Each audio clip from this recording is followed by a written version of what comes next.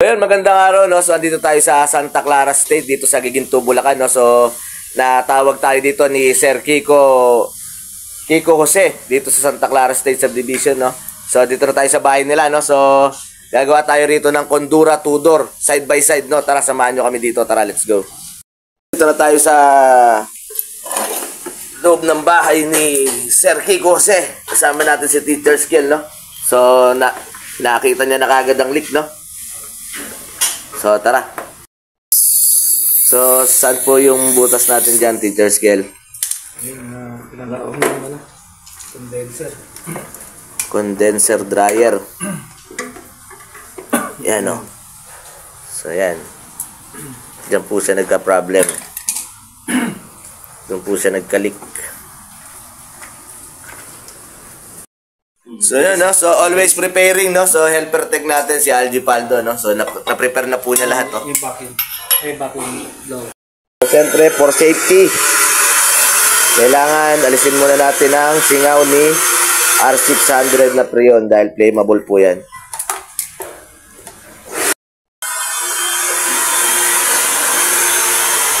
Sa marami ng natapon na langis, so papalitan natin siya ng bago, no? So, ayan, Teacher Skill, papahigupan niya ng R600 oil. Magdadagdag lang. Magdadagdag po, ano? Para yung makina hindi mag-stuck.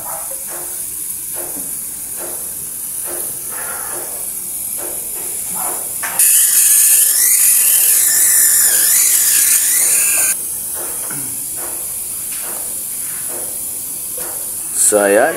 Nasalina natin siya ng R600 oil, no?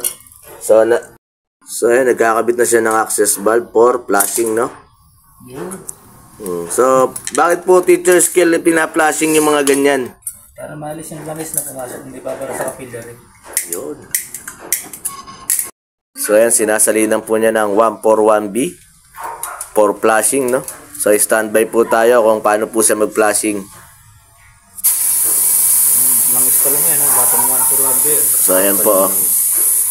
Ibig sabihin, marami na sinuka yung makina niya.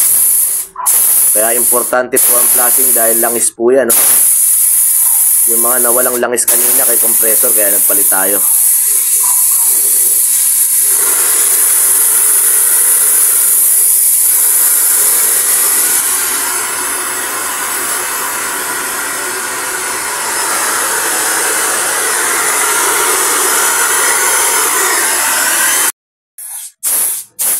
Second time po 141B flashing, gamit po ang 410 yun, for flashing, no?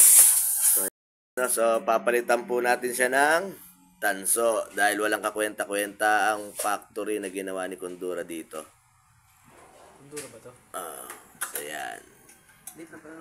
Tanso na po siya ngayon. Ayan, nakita nyo, tanso. So, yan po ang kabuntot ng flashing. Isang capillary. So, change brand new filter. Ayan. So, yan po yung dati niya. Ayan. Ayan po yung dati niya.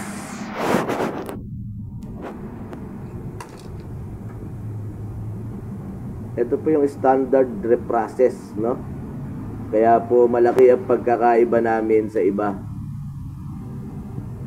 New filter, no? Dan tayo rito sa Santa Clara State, sa Giginto, Bulacan. Condura no frost inverter, no? So, Tudor po siya, side by side, no?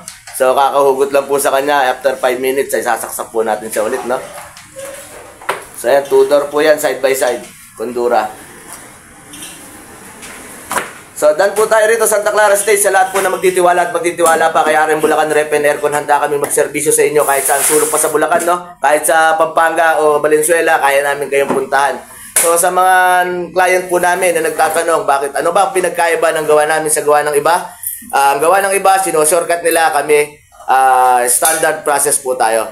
Kailangan po namin sumunod sa standard process. Yun lamang po, maraming salamat, magandang araw sa ating lahat.